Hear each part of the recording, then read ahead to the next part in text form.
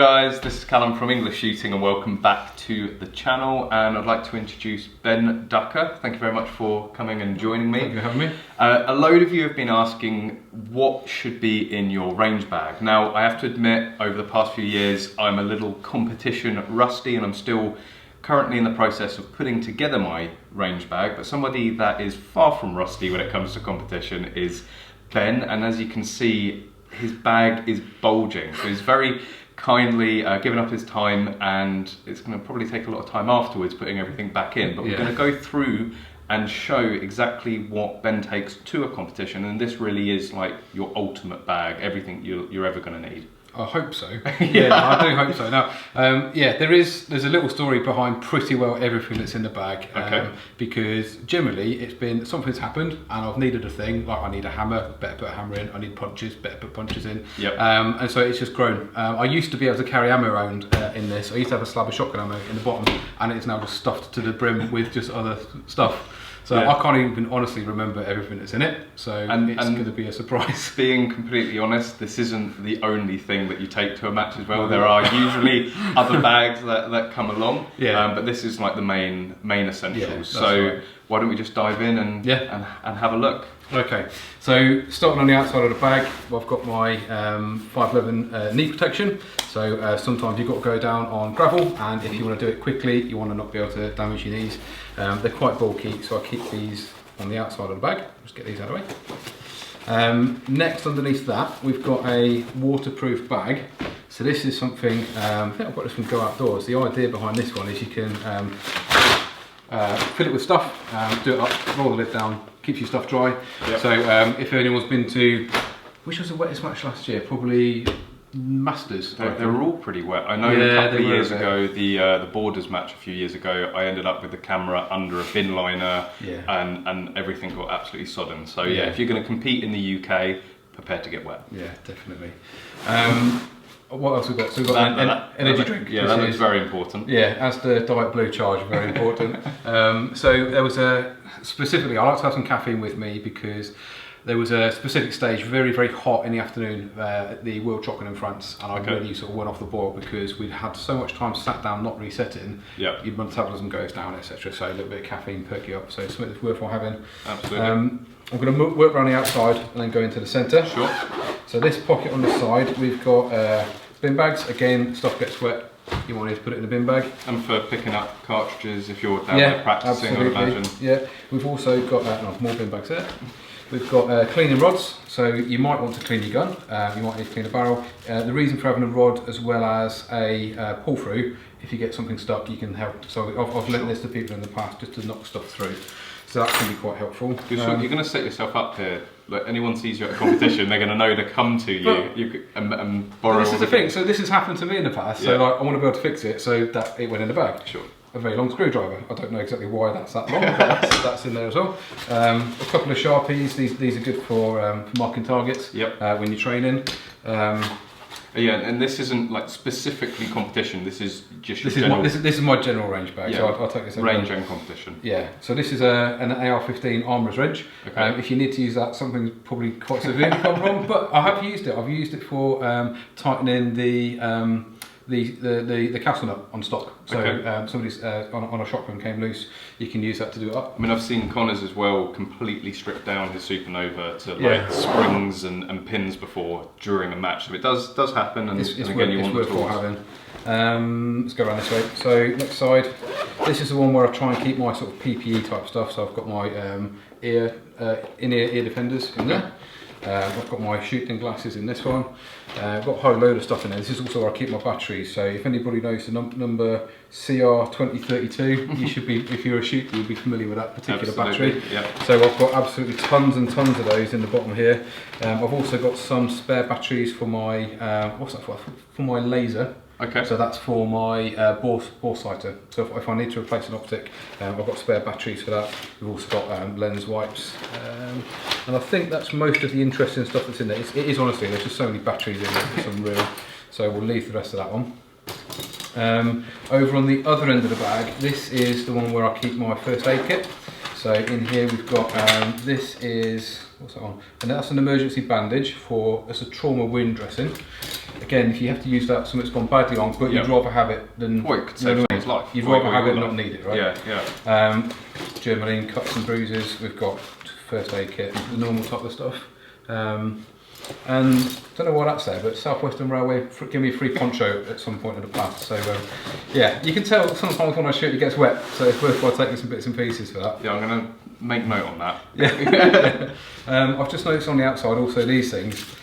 These are belt keepers, so I've just got loads of them. Just and those are for the two-part belts, right. to make sure that it doesn't start peeling off during a stage. Exactly. Yeah. So particularly useful if you're doing 3-gun, you might have a lot of stuff, and that tends to make the belt quite heavy. Yep. So you might not just want to put one at the front, you might actually also put them in between the mags, just to sort of try and support the weight of those. Sure. Over here, this is where I did have tools and bits and pieces, so I've got a pack of rubber gloves for cleaning stuff, I've got some spare shotgun flags, I've got also in here a couple more pens and stuff, but probably interestingly this is my shotgun case gauge. So I actually picked this one up from one of the guys. It was actually Brian Nelson, very kindly gave this to me in France at the World Shoot. Yep. So this is very, very useful for just checking that your ammo is in spec. So sometimes, particularly with buckshot, tends to be the problem, it's a little bit too big. This one here is where I've just got stuff for looking after me. So we've got some hand gel in there, we've got insect repellent, we've got a lot of... very much required out in Sweden. We've got eaten alive out there. It's particularly wearing orange. Yeah. It's not a smart colour. This is liquid chalk, so I think I picked this up in the States. This is good for when you're shooting handgun. Yep. So before you go to a stage, give that a squirt. It makes your hands nice and sort of not sticky, but like dry and grippy. So if you're perspiring, that will clear that up. We've got a few pairs of gloves in there. We've got hand warmers. We've got Ear Pro. So again, you probably wouldn't want to use these as a first choice, but if you need to lend them to somebody that doesn't have Ear Pro, you've got something you can give to them. And an ultimate backup set for yourself if your main pair goes missing. Yeah, exactly. You just don't want to be without them. We've just got more gloves, more and more gloves, and more Ear Pro down the bottom of that. And the gloves for resetting? Generally speaking, generally for resetting, I would sometimes use these for shooting. Again, if I've got to go prone, and if it's gravel, sure. You don't want to have in the back of your mind that you might hurt your hand. And I know I don't sound like a worse, but if you just want to literally just drop straight to the floor and just not even worry about it, if you wear gloves, you know you don't need to, and your body won't then react with a kind of sort of, withholding anything, or like a sort of like cringe or a flinch. You can just literally drop down. You've got confidence, so that's really what it gives you. So that's resetting as well is something that can be easily overlooked. Obviously, you're shooting the same steel plate over and over again. The lead build up. You don't want to be getting that into your hands. So the UKPSA are quite stringent on that. They insist everybody that is touching the steels and the targets resetting, they have gloves. Yeah, so definitely. Definitely. If you're shooting on steel, definitely wear gloves for resetting. 100%. Sure. Okay, we're now, I don't know how far through the video are, but we're now into the main meat of the middle. Okay. And there's as you can imagine, still quite a lot of stuff to go with it. So let's see. So I have got a bit more organised. I've got these packets. So these are quite good. It keeps the water off stuff, but it also helps me to organise. So this one here, more gloves. More and more gloves. Never have too many gloves. What's this one? This one just says gizmos. So in here is all my electronics. Okay. So in here we've got beeper, so shot timer, good for training. We've got the, can't remember, what's the model number for this one called? It's a Shot Max. So this is the watch, so this is like a timer, timer watch thing. So again, it works on, it's the same company that makes the CEDs, but they, you can wear it on your wrist, so it's useful for when you're doing training by yourself. Yes, so that's quite good. We've also got in there rangefinder. So this is mine. I've had for, I don't know how long I've had this one for. That's the Vortex. What is it? Ranger 1000. It's not the longest range one that they make, but it's generally enough for what I tend to do. So shotgun, mini rifle, and 3-gun. That's going to cover distances. I've seen you use it down here at the Blue Fieldsports range. Yes.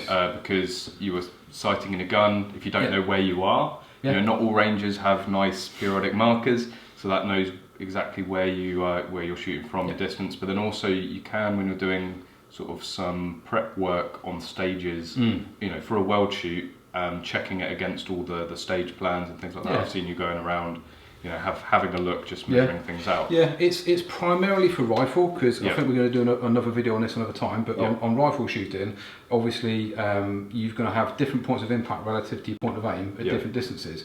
So in order to gather the data that you're going to need to know to shoot accurately, you need this for the training, but then when you get to the match, you need to know how far away that target actually is. So you can't use it during the walkthrough, but you can use it any other time. So a good way of using these is if you range the target from the back, and then you range a shooter or someone doing a walkthrough, subtract, now you know your distance. Brilliant, yeah. Quite useful tip that. Yeah. The other thing, I know it's not electronic, but this is, so we've got a little bubble level, so that's useful for leveling scopes. And I've attached it to this, which is actually a bike tool, but I used this when I had my Typhoon F12. This is what I would use to take the muzzle brake on and off, because I wanted to make sure, you can see I've got a little line on there for the torque setting of the muzzle brake when I used to take that on and off all the time. So that's that one. This one here is punches, files and a hammer. So I've got my little toffee hammer thing there. I've got a number of files. Again, if you're using them, probably something's gone wrong. Likewise punches. So, you know, most of my guns tend to come apart without needing the hammer and the punch, because I have them apart enough, like just fiddling with them. But again, if I can help somebody out with these things, it's helpful for taking, like if you need to change a firing pin, for example, you can do that. Absolutely. And I have done that a number of times in the safety area. Allen keys. I don't know why, but I seem to have about a bazillion sets of Allen keys. Well, I'd imagine you probably have to have a set of metric and imperial. Metric. Imperial. Imperial. Long imperial. Long metric. One scope tool. So that's got a lot of different things on it. That's just a general set for use with, I don't know where it's gone, but a screwdriver handle that goes with that. I've also got a set of star keys, that was that one. That's the imperial ones. I mean, if you ever come down to the gun room here at Blue Fieldsports, you'll see how many different sets of toolkits we have, because again, metric, imperial, and you always pick up the wrong ones. Slowly I'm learning, you pick up a gun, you go, okay, this is an American gun, it's going to be imperial. Yeah, indeed, and it depends on which bit of it you're working on, because you might have some accessories as well. So I've just found in here, I don't know why it's in there, I should probably put this somewhere else, but this is my barricade stuff. So that's barricade, so that fits on the side of the fore end. You can use it to push into the barricade, gives you a bit of extra grip. So I'm going to put that away somewhere else. I want to pack this all up. Lighting stuff, this would be when we go to Frame. So it's an indoor range, quite often shoot in the dark, so that torches and I think I've moved most of this stuff is now in the rifle bag, so that's why that's empty. This is my license, so it's got all of my licenses. Very handy. You should have that with you when you're travelling with your guns. Well, I always advise at the bare minimum having a copy of your license. Obviously having the real thing is always going to be better, but then for me there are some risks in permanently carrying around your license if you do lose it, but you should have at least a copy in my mind. I mean, I take it so that I can go and buy ammo, whatever. You know, if I need to do something, I've got it with me. We've got another first aid kit. We've got another set of bits. That's like security bits and small bits and other bits and pieces. We've got another worn tool. So this one's really smart actually. This is the one that you use for putting the ramp mount on and off. So that's the one that's got, it's quick release insofar as it's got a big hex nut on the side. And this, I probably can't do it with my hand, but it's got a beeper in it. So when you get to the right torque, it beeps and flashes. So that you just can't go wrong with getting that mount on and off when you've got that. Spare set of ears, spare set of eyes. That is the handle that goes with those. We've got cable ties, because you never know when you might need cable ties. Absolutely. We've got an even bigger screwdriver. Again, I don't know what I used that for, but there's obviously some reason in the past when I've needed a big screwdriver. Maybe some leverage, you know, when you need to like pry something open. I mean, that does occasionally happen. This is the laser Kilometer. So I'll just quickly get this out for anybody who's not seen one of these things before. This, so that's a device itself. We have a number of these different sort of flared bases that will screw onto the bottom of that, and that will help it to locate into the barrel. So you sort of slide this into the centre of the barrel, you use this switch to turn the laser on, that effectively then shows you where the barrel's pointing, and then assuming you've got a wall at the distance that you want to zero at, you can then move your crosshairs onto the dot. That will probably get you close enough to get down the range and then zero it properly. So this is useful. I've been at matches where people's optics has failed partway through the match. They've actually needed to change optics. So with the match director's approval, you can swap gear out. If something breaks, you can swap it out for something equivalent, and this will help you just to get somewhere close so you can finish the match. You told me before there have been some hotel car parks used. Yeah, I was in the States and my red dot failed, and Vortex One it was, I don't know what went wrong with it, but I took it to a shop. The fella didn't know me, and I'd obviously bought it in the UK, but he's very happy just to swap it out because they've just got the lifetime warranty. So he just said, yeah, just don't need any paperwork, here's the new one. So the following day I had the match. So went back to the hotel, put the laser thing in, aimed it at a tree across the car park, and then sort of just dialed the red dot till it was sort of roughly on target. You can get roughly on with that. Yeah. This is cleaning stuff. So in here, shotgun pull through. We've got a number of different brushes. These are good for cleaning out like gas ports. Sure. So that's what those are for. And that's it. When you go to something like a world shoot, you know, there's going to be 4 or 5 days worth of shooting. Yes. You're going to have to be maintaining your gun throughout the competition. You mean you should turn up with a clean gun? Yeah. But you might want to clean it again before you go home. Sure. So and likewise, you might think the gun was clean, but if you've had a problem during the day, you want to be able to go and fix it in a safety area. So you need to have the stuff with you. So I've also got a set of picks. So this is actually like a dental set that I bought. So you've got a little mirror in there as well. Yeah. But you've got plastic picks, you've got steel picks. We've also got some grease, some choke grease, and Loctite.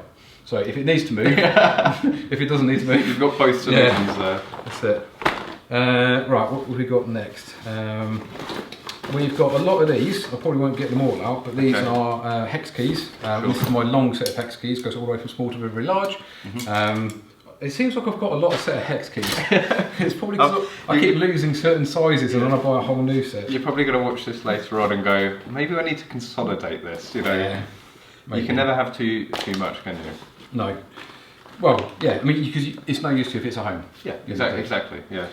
This is spare parts, so we've got a few bits and pieces in here, some of which have been used. So I've got a spare trigger, if you wanted to change the trigger, spare gas piston for a shotgun. We've also got somewhere down here, so 1522 firing pins. It's worthwhile having some spare 1522 firing pins because you never know when they might need to be changed. My gun seems to eat them for whatever reason. So again, talking about when I've seen Connors at a match disassembling his gun, he actually has a little booklet and can pretty much rebuild a Supernova trigger group with all the spare parts that he has. So you know, again, that gives you an idea that you should be carrying these sort of consumable parts. And actually, I think you covered it on a previous video, but a very easy way to check if your 1522 firing pin is broken is if you turn it to sort of face the sky so that the spring's at the top and the pin's at the bottom, push it from the top and look and you'll see the pin come out of the bolt face, release it, and then if the firing pin is not broken, then the bit that you can see poking out the bolt face is just going to retract. But if it doesn't, then it's probably broken. So it takes you 2 seconds to check, and it'll probably take you, I don't know, 5 minutes to change, which is why I've got the hands and the punches. We've also got this bag. So this was one that had one of my spares in for when I was shooting my Typhoon. But it's a good little sort of general cleaning kit. So if I need to sort of like, if I can't take this bag somewhere, then I've got at least a small kit. So I've got in here, you can see this one. So we've got the mag lube, we've got some Napier clean spray stuff. We've got some red and tacky grease. I've got a 223 pull through. Got loads of brushes, loads and loads of brushes, and actually a miniature version of the armor wrench, because again, this is the one that comes with the Typhoon. It's good for the barrel nut and the stock.